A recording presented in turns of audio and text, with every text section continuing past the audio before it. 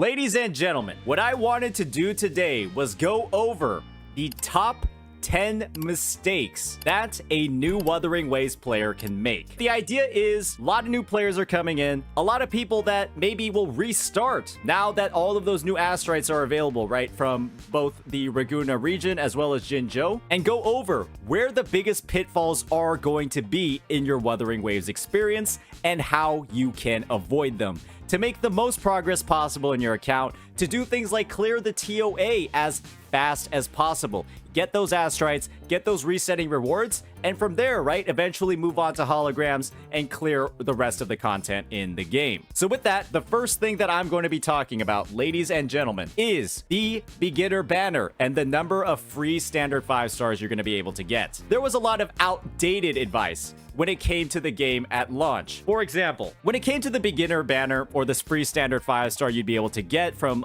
the sort of like launch mishaps that happened, a lot of people suggested pulling Calcaro. He sucks. And so what you want to do first, right, is identify who you actually get from the beginner banner, and then from there, fill in the gaps in your roster. So when you start off the game, you're gonna have a beginner banner for about 40 or 50 pulls, and you're gonna get a random standard character from it. The best characters that you can get from that standard banner is Verena and Encore. Everybody else is a little bit funky. Jianshin is actually like the third pick over there, and that's because she has that grouping ability and also the ability to support and heal as well. And so with that, your top targets are always going to be, for any account, either Verena or Encore. I would suggest, right, if you do have the time, re-rolling does not take very long in this game. You can do it in about 15 minutes to get back to the beginner banner and then get all those pulls. And so I highly suggest you re-roll until you get Encore or you get Verena. And then you use your standard 5-star selector to fill out the gap in your roster and choose the character that you didn't get. The reason for that is, and we'll just start going into the actual characters themselves. The first reason, especially for a character like Verena, is because she is quite literally the strongest standard character in the game. Because she has the ability to heal, she has the ability to grant an incredible outro skill buff to the entire team that buffs everybody on it. She also has a built-in buff that increases all team members' attack by 20%. And believe me when I say, that's pretty damn good. And you want to know what else is amazing about Verena? As you can see here, I'm 7 months into the game, and my Verena is level 50, and she still gets the job done. Ladies and gentlemen, she still gets the job done. You don't have to invest a lot into this character to get a lot out of her. My skill tree literally has not been touched since she was level 50, and I'm able to clear all of the content in the game simply based off of the fact that all of her buffs are full strength with no investment at all. Obviously, you can invest in her more and more if you would like to increase her healing power, right? With a lot of these different upgrades that you're seeing over here. But she gets the job done in terms of amplifying your team's damage without basically any investment at all. All you need to do is get one of her first inherent skills. And so with that, she also has the benefit, right, of extremely fast rotation times. Very quick character to like put in and put out when it comes to your team comps, and she works as a battery for a lot of different units. She's very strong, so keep that in mind. You want to have this character as soon as possible to make the rest of your gameplay easier. And the other big benefit of pulling her is the fact that, well, you're gonna get one copy closer to her sequence node 2. She is so strong with this, to the point where she improves her rotation times even more. And when you do have her S2, she's stronger than Shorekeeper and S0 Shorekeeper in a lot of different compositions. I don't have it yet. I've been very unlucky losing my 50/50s. I really want S2 Verena. And so it's going to take me a couple more months, a couple of last 50/50s to get there. But if you're able to get a copy right off of the bat, you're one step closer to this upgrade. And again, one of the best characters in the game with that upgrade. The second character to keep in mind, again, I don't really have any copies on her, is Encore. And the reason for that is because she does a ton of damage. And she does a ton of damage while being somebody that does a lot of basic attacks. What you're seeing here is that she's a bit of a liberation, resonance liberation, or your ultimate, reliant character. And she's worth the upgrade. She's worth the investment. And what happens is that because she's a character that does most of her damage through basic attacks, that also means that another character called Sanhua, who buffs basic attacks, is going to be one of her best supports. And guess what, guys? You get Sanhua for free. You literally get Sanhua for free in the first couple of days of the game. I do believe there's a login event where if you log in a certain number of times as a new player, you just get her for free. And so if you choose Encore, or you pull Encore in the first 40 pulls, or you pulled Verena and then you round out with the Selector, then you're going to end up in a situation where you quite literally have one of the best teams in the game, especially a free-to-play one. It's perfect. It's fine. And it's going to get you going. It's going to make you strong. And you're going to be able to clear a lot of content in the game. So don't make the mistake of choosing a character like Halcaro, of choosing a character like Ling Yang, and potentially, right, choosing a character like Jian Xin when you have so many powerful and great options available already. So that's the first mistake. Let's move on to the second. The second mistake that you're gonna have when it comes to progressing your account in the early game is something called your Waveplate expenditure. And this is a problem that actually doesn't exist really early on in the game, but actually rears its head once you hit about UL 39. Please do not spend your Waveplates on anything except character upgrades until you hit UL 40, because you're going to end up in a situation where Tacet Fields, a place where you can upgrade the relics or the artifacts, basically your character gear, they will be unlocked very early on in the game. And if you decide to start spending your Waveplates on Tacet Fields early on in the game, you quite possibly will brick your account, because you're basically getting extremely low efficiency, very low rewards for what you're spending, and it's going to be an inefficient use of your resources. And it's not really going to get you that much gradual power relative to doing things like leveling up your character's skills or leveling up your characters themselves through Ascension. I highly suggest you focus on things like character Ascension. You focus on things like leveling up your talents through all the different challenges you can do, as well as your weekly bosses. That's going to be the best way to efficiently spend these resources and get the most out of it at various tiers. However, once you hit UL 40, that is an opportunity for you to actually start spending those Waveplates on Tacet Fields and then get more out of that from there. That's a pretty simple one. That's a pretty easy one. You always want to be efficient with your resources. Again, and again, this is the number one thing. If you're trying to make as much progress as possible in the shortest amount of time, that is what this guide is focused on in the first place. So next one is talent prioritization. It is really easy to waste materials in this game. When I talk about wasting materials, I'm talking about a situation where you have an opportunity, you have a finite amount of things that you can spend, and some investments are a lot more effective than others. For example, what you're seeing here is my Jian. Jian is a character that does a majority of his damage through his Forte Circuit ability and his Resonance Liberation ability. Maxing out these first is going to be how you get the most damage out of him. On the other hand, what you're going to find is that abilities like his intro skill, and pretty much the intro skill of every character in the game, other than Shorekeeper, you're not really going to get that much out of it. You're seeing here that I'm spending a significant amount of resources to quite literally gain 9% scaling on an ability that I am using one time in a rotation. Let me just be upfront when I say that leveling this up to 10 is one of the dumbest things that you can do. Similarly, for a character like Jian, you're going to want to keep in mind that parts of their kit, like their normal attack, it's not really going to be that useful in most content. And so keeping it a lower level, there are some parts like his plunge attack that might actually be used. At the end of the day, leveling up this ability as well is going to be a bit of a problem, especially when it comes to your resource efficiency. You can keep these a lot lower, max out other abilities that you know you're regularly using instead, and just get a lot more efficiency out of it. All right, that's our third point.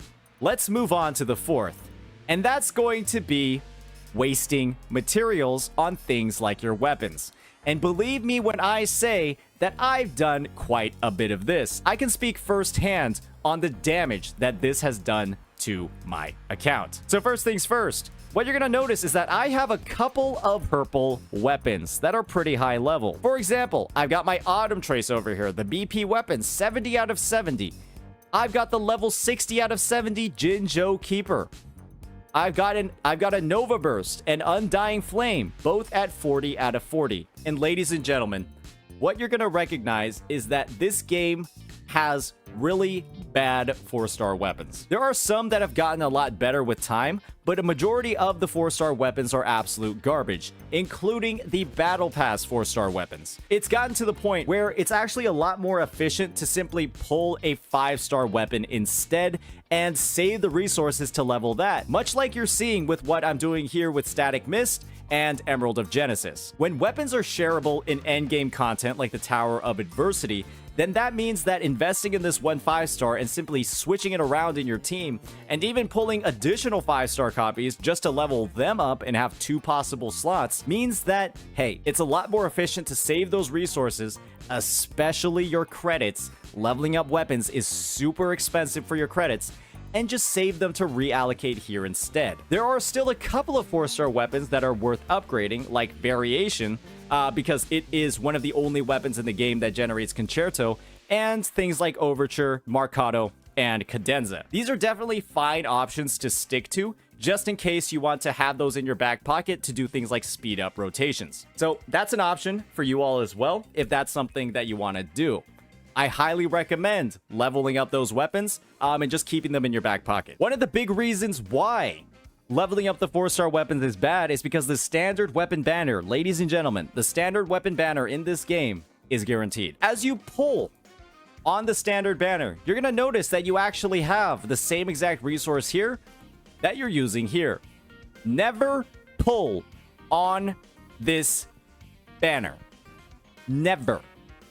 The reason why is because you will lose 50/50s to these characters on the limited character banner. And if you use those pulls instead that you would have spent on the standard character banner on the weapon banner, you are guaranteed the weapon that you select. And that means that amazing options like Static Mist that give critical rate and have a really high base attack and really great effects, that's something that you can guarantee with enough standard pulls. And like I mentioned, I have 2 copies of this weapon. It's really good. It's a really general stat stick that just buffs attack. It's usable on almost every character. And you'll build up that inventory of standard pulls over time and eventually, you know, guarantee something really nice for yourself. Obviously, I missed this time, but we'll get them one day, ladies and gentlemen. So again, that weapon banner is guaranteed. You can't lose on here. Nothing is random. But the standard banner, on the other hand, that's completely random. You can't select a character. And obviously, you can choose weapons like the Broadblade, the Gauntlets, and the Rectifier, but these have an attack and attack substat, a high base attack, and then an attack percent substat, and, you know, the effects are kind of mid. So I don't recommend actually pulling things like Lustrous Razor, Abyss Surges, or Cosmic Ripples. There's really typically better limited options you can have, and I would just recommend, unless you want to round out your portfolio and just have a limited 5 or have a standard 5-star weapon for every class, it's kind of not worth it. I don't really recommend it. So with that, that is going to be wasting materials, and I guess the standard banner. That's going to be our 4th point. Let's move on to number 5, and that's going to be something a bit more consumable in your inventory. What you're going to notice across your Wuthering Waves adventure is that you're going to get a lot of these things called crystal solvents. And these are something where you get 60 of your 240 Waveplates after using one of these. And unfortunately, you get these really early on in your playtime within Wuthering Waves. You get these really early. And what that means is that players can be incentivized to spend them when they really shouldn't. My recommendation, honestly, is to wait until level 40 on your union level to start spending them. And when you do start spending them, spend them on things like Tacit Fields. Because level 40 is really when the Tacit Field rewards reach a bit of a plateau in your playtime. They don't really increase that much beyond level 40. And so it's an excellent opportunity to basically go ahead and start getting a lot of high tier echoes and start preparing your characters for endgame builds. spending all of your solvents on those various tacit fields, right, with sets that are going to buff the DPS characters that you're looking for, could be an excellent option to get the most efficiency out of them. And what you're going to notice is that you're going to get a lot of these throughout your adventure in Wuthering Waves. And so, you know, if you're building a character that does havoc damage, do this one. If you're building an electro and a fusion character, this is one of the best tacit fields in the game, because you're going to be able to build 2 characters at once. So really, there's a lot of different options for when you're actually spending. Just focus on who is actually needing equipment on your account and prioritize based off of that. However, there is a catch to those solvents that you're saving, and that is ensuring that your databank is at a level where you're gonna get gold echoes or the best equipment in the game when you're actually running those tacit fields. So, ladies and gentlemen, it's important to keep in mind that your databank scales. To level up your databank, what you're essentially going to do, you're gonna start off at 0 right at the start of the game. As you collect more echoes across various rarities, you're gonna see you start off as 2 stars. You're gonna gain more and more databank experience, eventually getting to a point where you start getting the 3 stars.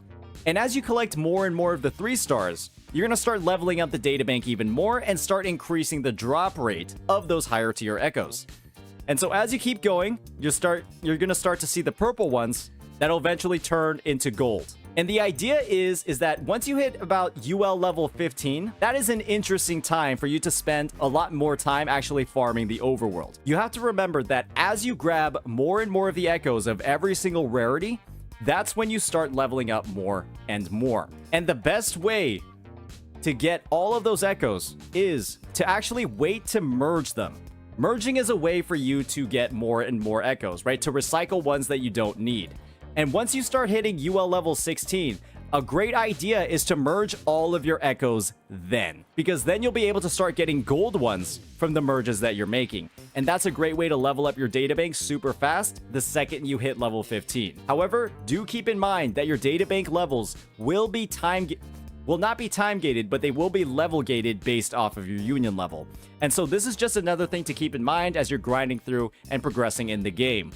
But for a lot of players, there's a lot of quests available, a lot of main story quests. You're going to be hitting UL level 40 and hitting these higher databank levels in no time at all if you're committed to the game, right? If you have a bunch of playtime and you're doing all of the quests available.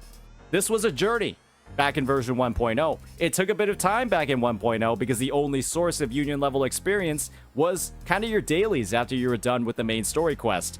But now, you've got a lot more opportunities to gain union level experience because you've got a lot of story quests, you've got a lot of permanent events, and of course, you're going to have all of 2.0 story to grind that experience as well. So definitely something to keep in mind as you're leveling this up.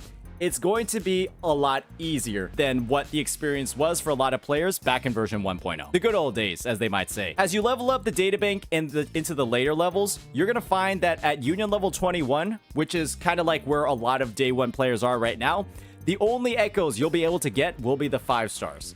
And that just ensures, right, that whenever you're farming, you're just getting the most efficiency possible. You're not getting any 4-star echoes anymore, and you're going to have a good time. Like I said, don't waste your time too much in the early levels before level 15, farming echoes in the overworld. You're not really going to get that much out of it. You're going to get a lot of dud drops that you're just going to end up recycling later. So just focus on leveling up the bank, and from there, once you hit 15, you'll be able to get a lot more efficiency in that process. The last bit that I'll talk about is something that you can also find in the databank. And that, ladies and gentlemen, is the type of mob that you're farming and what set you're actually trying to build.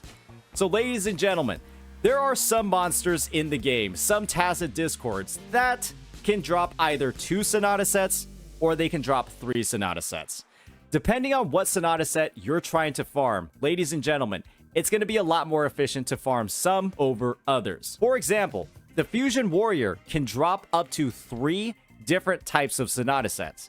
And so farming this one, when you're only trying to build 1 character, can be a terrible use of your time. However, the Glacial Predator is a TD that can only drop 2 different types of Sonata sets, Spectro and Glacio. And so that means that, hey, this is going to be a lot more efficient to farm than something that drops Spectro, Glacio, and then maybe a third Sonata set at the same time. So keep that in mind. Once you hit a high level in your databank, you have some mobs that are just going to be a lot more efficient than others and will build your characters faster in that farming process. For tip number 7, it's also going to be related to echoes. And I'm going to go ahead and do a bit of a live demo for you all when it comes to this process. One thing about this game is that things cost resources. Upgrades cost resources. Nothing is free. And one of the most expensive upgrades that you can make in the game is rolling your echoes. Sometimes a lot of people will do something a little bit foolish. They'll just put in as many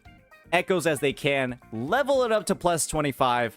I'm gonna do it live for the content. I'm gonna cry a little bit.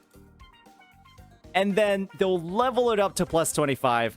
And then from there, immediately start rolling all of their echoes. And so what you'll find is that if I do this, I've gotten an echo that is not good. This is an echo that is typically not going to be very good for my character. And the problem with rolling like this is that I just wasted a lot of resources. I would kind of have clearly seen if I had rolled this echo one substat at a time, I would have seen that defense percentage is not that good, resonance liberation percentage is not that good for the character that I would build it for, Gian, who uses heavy attack damage.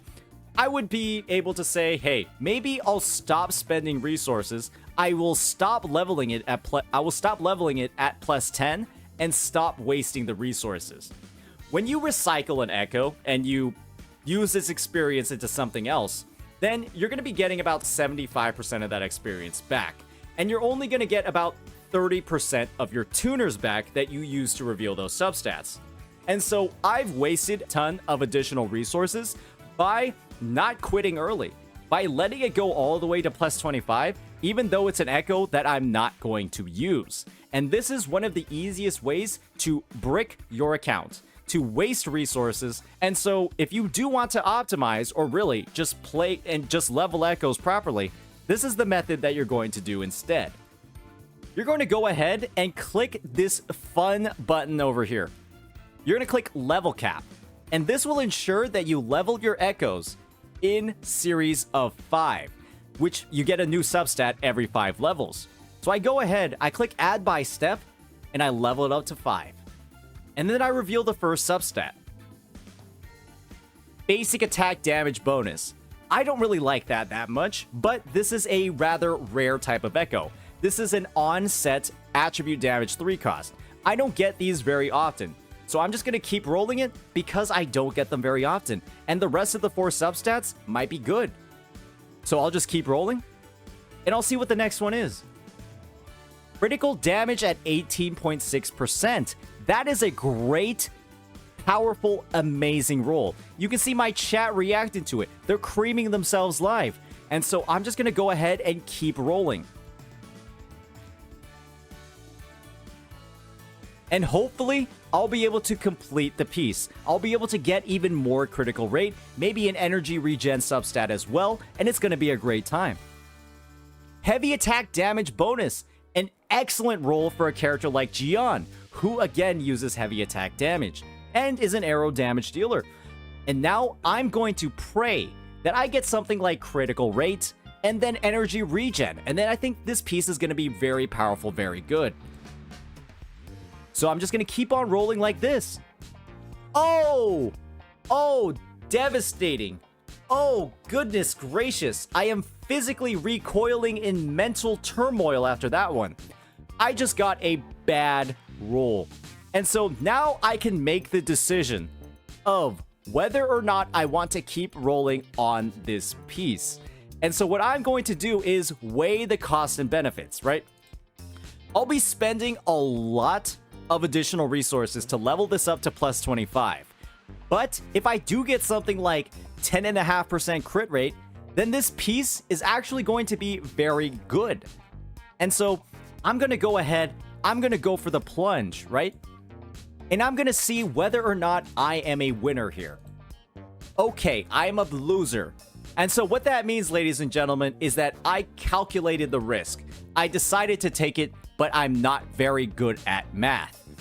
And so what that means is that, hey, there's a lot of very efficient ways to roll your echoes. That was an example of me getting baited by the process, and sometimes it happens. On the other hand, there are also going to be occasions where the first 3 substats are good but not great, and you end up getting some really great rolls at the very end. And I've got just the piece that kind of expresses that. This piece over here, I got 3 useful rolls in the first 3 rolls, or useful substats in the first 3 rolls, and then I rolled critical rate and critical damage at the very end. So that's definitely something that can happen as well. Obviously, I wish the substat was a little bit higher, but this is something that can happen as well in your rolling process. We've gone over the best way to go over your echoes, but it's also important to keep in mind how the various methods will actually change or shift the value of resources in your inventory. And the biggest differentiator here is really just highlighting the trade-off between tubes and tuners. When you focus on leveling your echoes optimally by going in 5 level increments, you're gonna abandon pieces a lot earlier, but it costs the same amount of tuners for every substat. And so what that means is that if you're optimizing your echo rolls, you're abandoning pieces at +5 or +10, you're going to be using a lot more tuners relative to your echo experience. On the other hand, if you're leveling up your echoes to +25 and then you're just raw dogging all your 100 tuners on it, you're not going to run out of tuners. You're going to run out of echo experience first. And that is the issue. If you focus on optimizing your echo rolls, you'll run out of tuners. If you focus on just +25ing stuff because you don't want to optimize your rolls, you're going to run out of echo experience. So that's the trade-off between the 2 materials. That's why some players will be having a shit ton of tuners and no echo experience, and that's why other players have no tuners but a lot of echo experience. 2 different sides of the spectrum. One's a little bit more goofy than the other, if I'm frankly being honest. So that was leveling echoes. That's number 7. Now it's time for us, ladies and gentlemen, to get into number 8. And number 8 is prioritizing characters and building with teams in mind. So, like I mentioned before, ladies and gentlemen, there are some characters in the game that are going to be a lot more efficient than others when it comes to investment into their kits. One example of a character that is really efficient to build is your main DPS that you're going to be slotting onto every single team.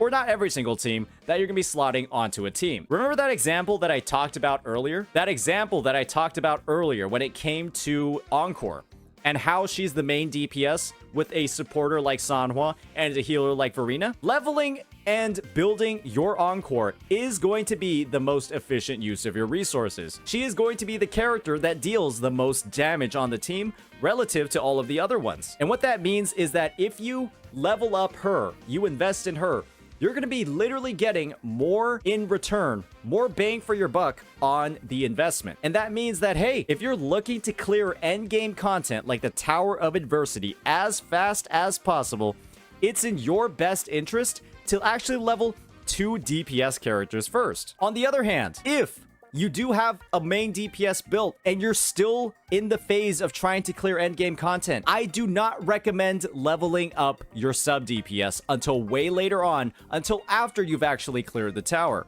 You might want to get them to, at least a baseline level of about 50 or 60 to unlock all of their inherent skills, but that's really where you should be keeping them.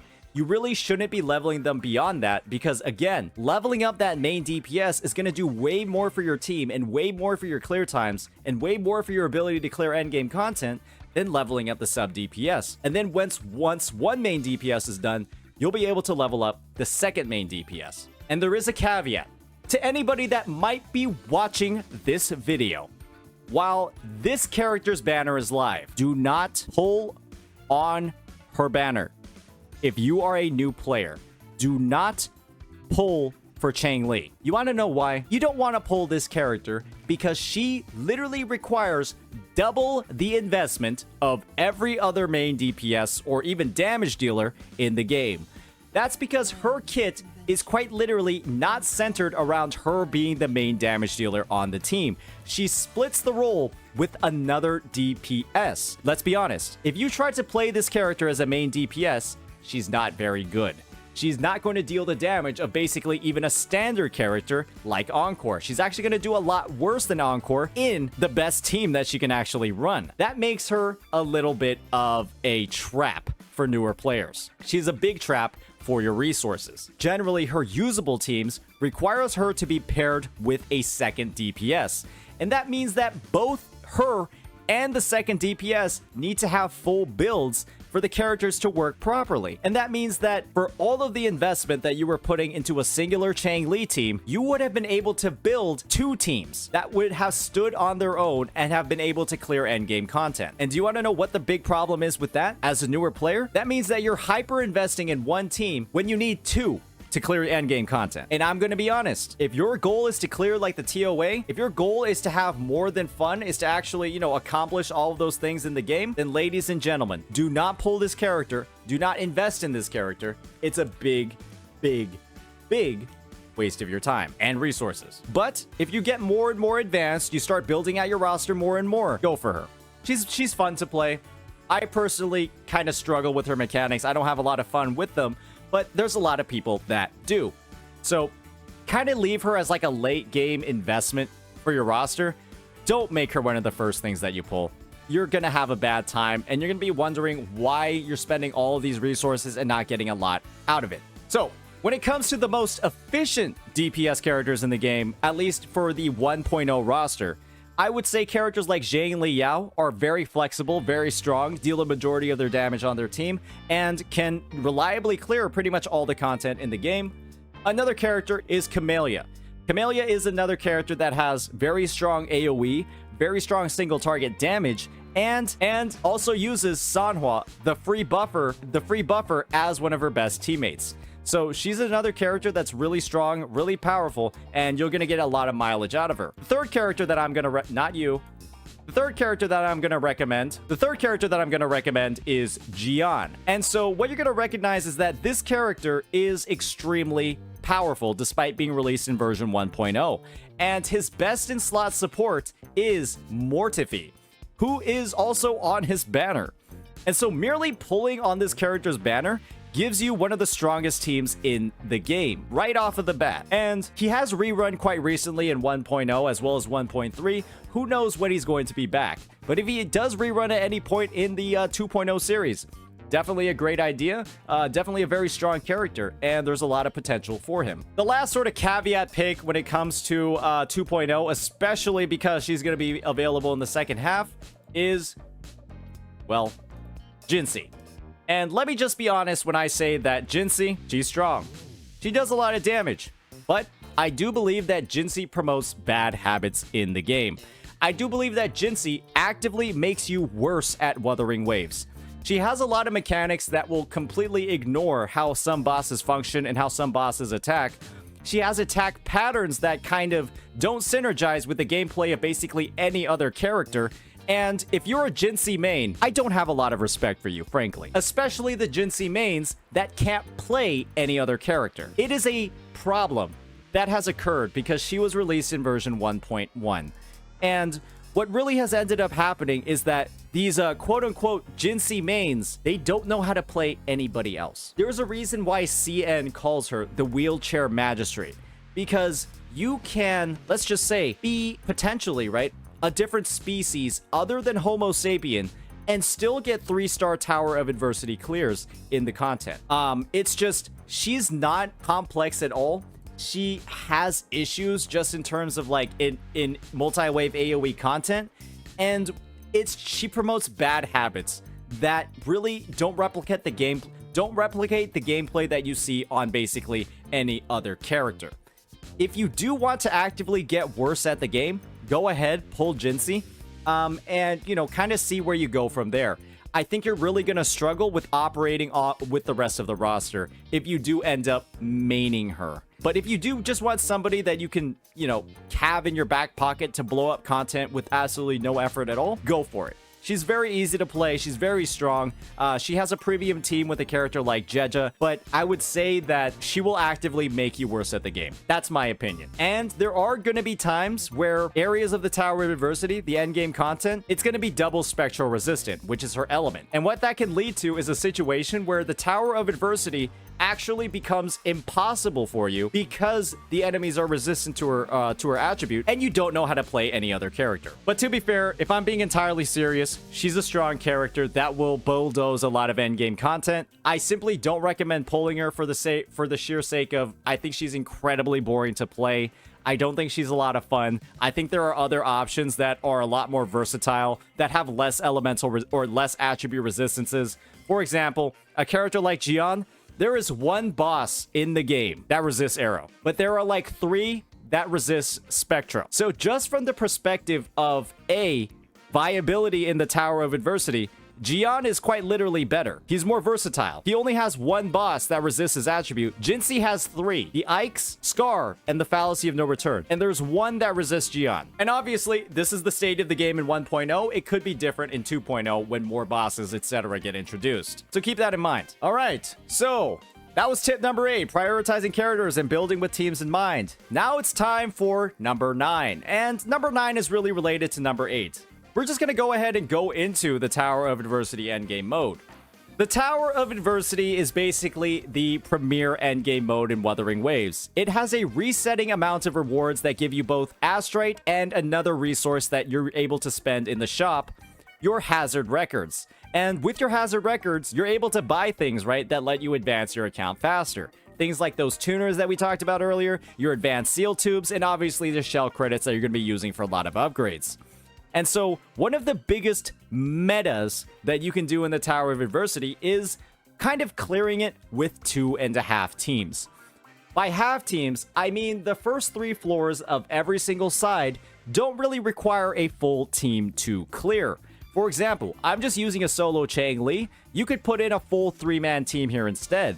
And the idea is that the larger your roster gets, the more kind of characters you have half built, you're able to allocate those characters to the first 3 sides and then put in your big heavy hitter team for the 4th floor, which is always the hardest on both sides. What this effectively means is that if you have the roster to basically clear the first 3 floors without using your main team, you really only need 2 main teams to clear all the content. And so what this means is that, hey, a character like Yang Yang, for example, right? You can get a lot of mileage out of them.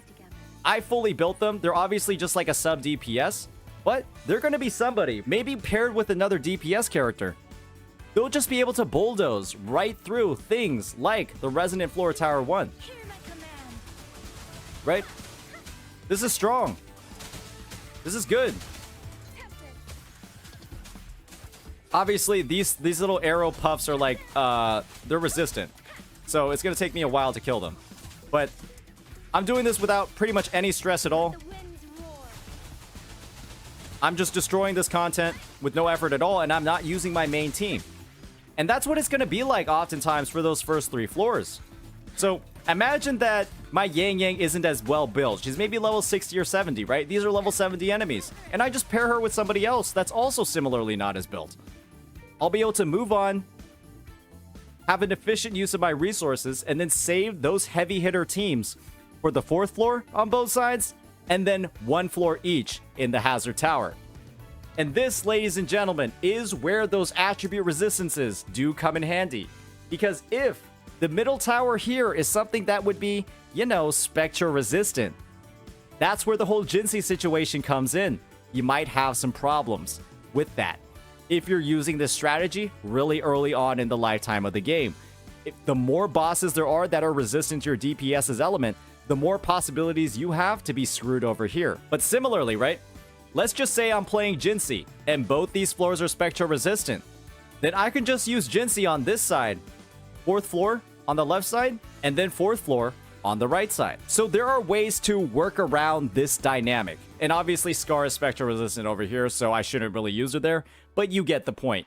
You can swap around the teams, you can move around all the stuff, and you can go ahead and match up your roster based off the attribute resistances and basically clear, again, with only 2 well-built teams instead of 3. That's going to be the most optimal way and the easiest way to clear the tower early on in the lifetime of the game. You do not need 3 fully built teams to clear this content. And now, ladies and gentlemen, it's time for the last tip. And the last tip is going to be learn how to play your team. And this is something that even content creators who have focused on this game, that are making content on this game, they still haven't learned how to do 7 months into the game, into the lifetime, the release cycle of Wuthering Waves. And the 10th tip that even those people don't do is learn the optimal rotation for your team.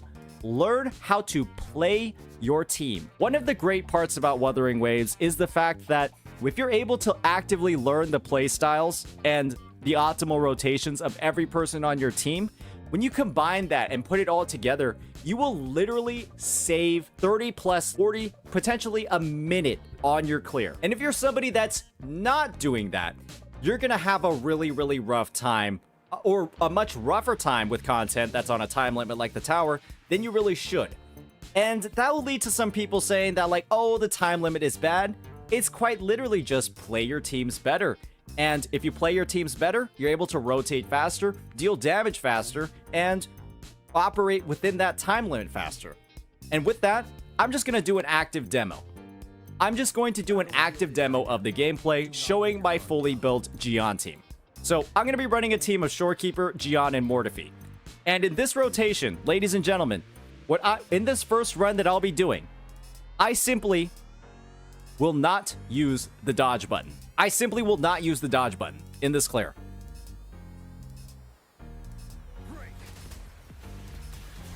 And so obviously I got a parry there. I'm getting hit for free, right? It's not that great. I have a stagger animation that I'm working around. And I could definitely be playing the team better, right? Do the same exact thing with Mortifi over here. I'm rotating through my team, but it could be better. Unfortunately, I got hit a little bit. And now I'm going to try to do some stuff on Gian, prep up his Echo skill. And now I'm going to activate the Heron, go to Gian, and then I'll use his Liberation. And now I'm going to use a bad rotation for this character. This is not the optimal way to use him on field. You might see it in some video clips, but if I do that, I am going to be cutting down on his damage entirely. I'm not going to be doing as much damage as I could be.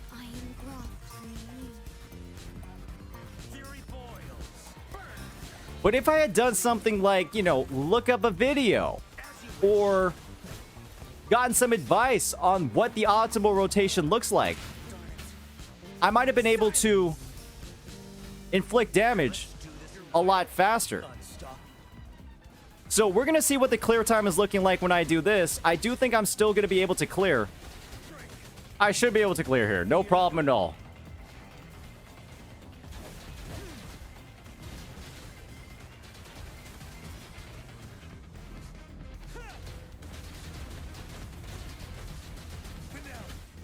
I do believe I have about 1 second left.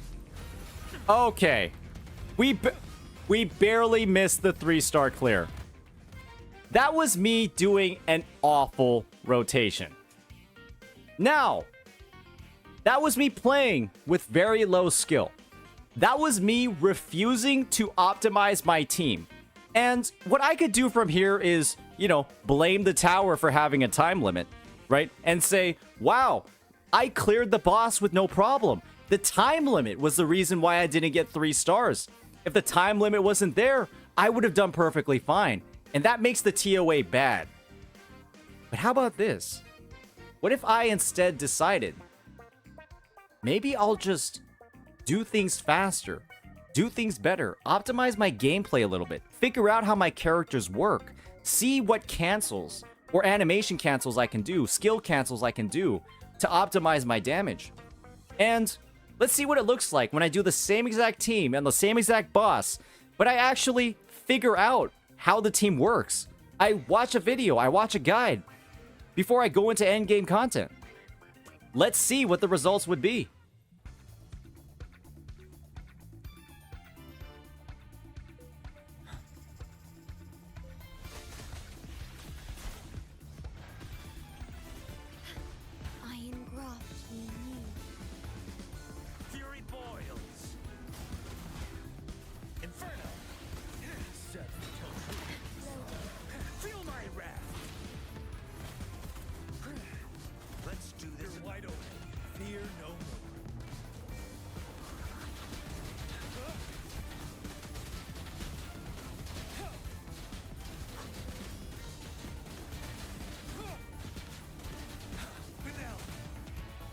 a little bit more damage, I think. We actually staggered him faster as well.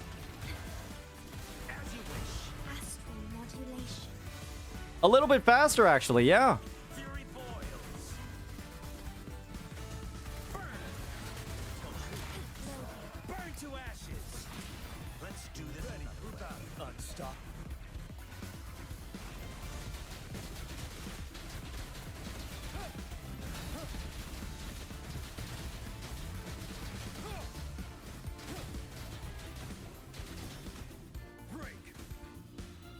Quite a lot more damage, actually.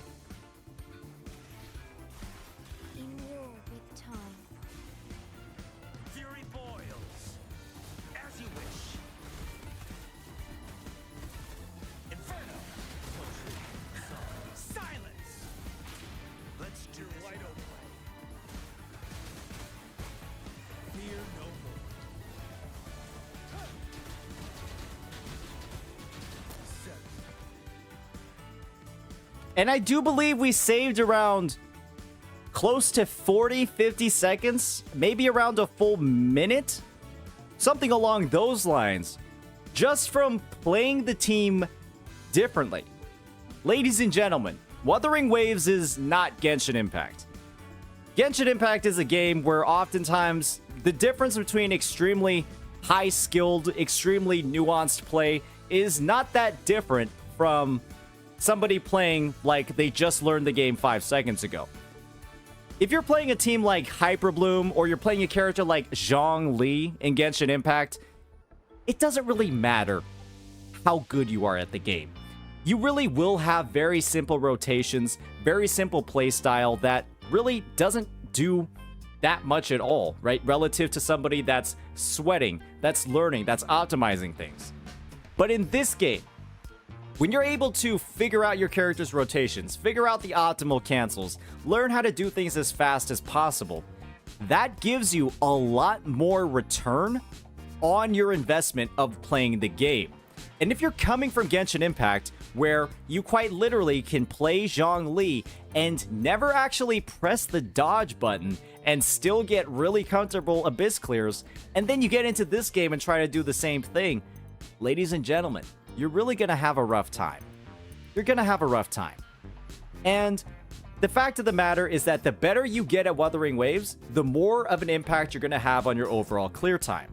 And so my final tip when it comes to this is, if you don't have the gear, or you think the boss is an HP sponge, or you think the time limit is a problem, or you don't have enough time to actually clear with 3, it's a skill issue. Pretty much most of the time. And if you genuinely just get better at the game, you will clear with 3 stars. If I'm clearing with 44 seconds left, that means that my gear could be a lot worse to clear within the 2-minute time limit for 3 stars. Think about it that way. If I had 44 seconds left, think about how much worse my gear could be and still clear it in the 2-minute time limit. So with that, ladies and gentlemen, that is going to be our 10 tips for either avoiding breaking your account or simply avoiding mistakes in Wuthering Waves. A lot of it, you could view it as 10 mistakes. I went over the potential mistakes, but I really went over how you're gonna fix them, or how you're gonna make decisions differently. And so let me know if this was helpful. This was a bit of a long video, but I wanted to make sure that I was giving some in-depth and actually useful advice. And so hopefully you all enjoyed the content. Get ready for 2.0, and hope this gave you all some prep, especially if you're a newer player, or you're simply a player that's struggling, or a casual that's looking to get a little bit more hardcore, a little bit sweatier. And believe me when I say that this game, for a gacha game, right, it rewards you a lot for the time that you spend in learning its mechanics and basically learning how to play it really well. You get a lot of return for the time that you put in, and it's one of the most fulfilling games in the genre. So let me know what you all think. Post in the comments below. Peace out. See y'all later. GG.